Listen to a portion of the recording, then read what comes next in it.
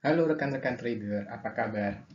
Nah, dalam video ini saya akan sharing mengenai false breakout. Nah, pasti teman-teman trader sering mengalami, termasuk saya juga. Nah, apalagi teman-teman para trader yang aliran trend follower, yang sering mengandalkan strategi buy on breakout.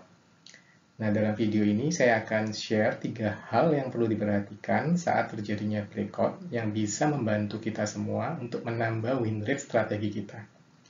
Nah, sebelumnya jangan lupa untuk like, share, dan subscribe bila konten ini memberikan added value bagi rekan-rekan semua. Silakan juga untuk komen jika ada pertanyaan dan masukan untuk kemajuan channel ini. Nah, apa itu false breakout? False breakout adalah kondisi saat harga berhasil melewati resistennya, akan tetapi tidak mampu berlanjut. Harga kemudian turun kembali ke area konsolidasi di bawah area resisten.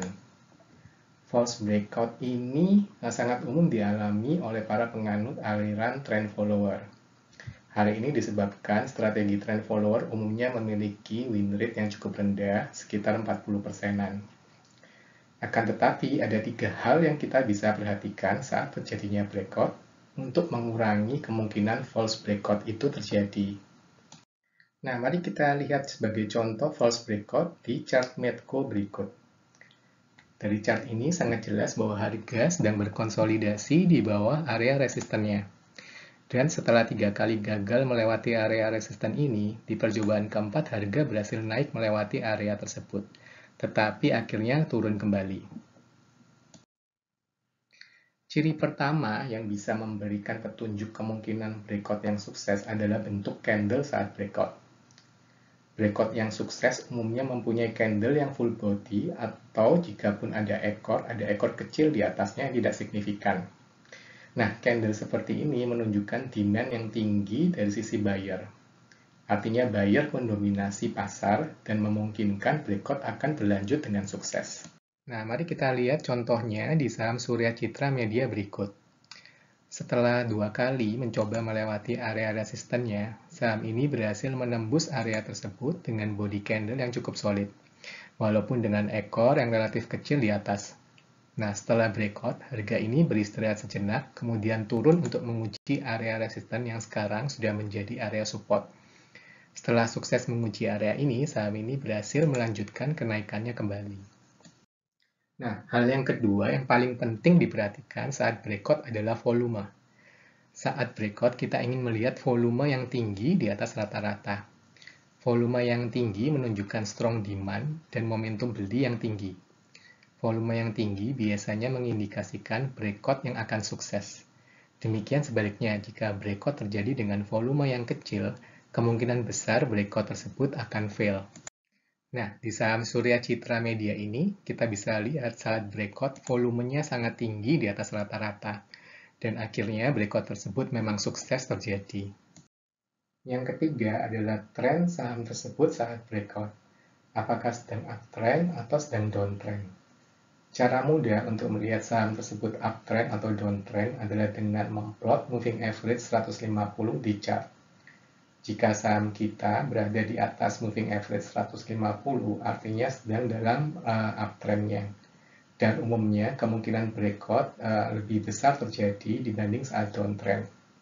Saham yang downtrend bisa diindikasikan sebaliknya. Berarti saham tersebut berada di bawah moving average 150-nya. Saat downtrend, biasanya breakout akan banyak terjadi fail, disebabkan banyaknya supply dari trader-trader yang sudah beli di harga atas dan siap menjual sahamnya untuk mencari break-even. Mari kita ambil contoh di chart Waskita Beton berikut. Kita bisa lihat saham ini sedang dalam long-term downtrend-nya karena berada di bawah moving average 150-nya. Saham ini berkonsolidasi di bawah area resistennya dan dia mengalami false breakout. Di percobaan kedua, dia sukses breakout dengan volume yang cukup tinggi. Nah, walaupun dia breakout dengan sukses dan volume yang tinggi, karena dia sedang downtrend, maka banyak supply dari para seller. Supply ini bisa berasal dari trader yang berhasil beli di harga bawah dan berusaha take profit, maupun trader-trader yang beli di harga atas dan kecantol. dan mereka berniat menjual sahamnya agar bisa break even. Itu sebabnya membeli saham saat downtrend tidak disarankan, karena saham akan kesulitan untuk naik karena banyaknya supply dari seller. Nah, mari kita sekarang bandingkan dengan saham yang uptrend. Kita ambil contoh chart Barito Pacific berikut. Nah, saham jelas-jelas sedang berada di dalam uptrend-nya karena dia berada di atas moving average 150-nya. Saham sedang berkonsolidasi di area resistennya dan akhirnya dia berhasil breakout dengan full body dan volume yang cukup tinggi. Saham dengan mudah akhirnya dia akan naik ke atas dan cukup memberikan keuntungan bagi para trader yang melakukan buy on breakout. Demikian rekan-rekan trader, sebagai kesimpulannya, saat breakout kita perlu memperhatikan 3 ciri berikut. Yang pertama adalah bentuk candle yang full body atau dengan ekor yang kecil di atas. Hal ini menunjukkan strong demand. Yang kedua, saat breakout didukung oleh volume yang tinggi di atas rata-rata. Dan yang ketiga, saham sedang dalam long-term uptrend-nya. Nah, di video berikutnya saya akan membahas teknik beli saat buy on breakout dan contoh trading plan untuk buy on breakout. Semoga video ini bermanfaat bagi rekan-rekan semua dan sampai jumpa di video-video berikutnya.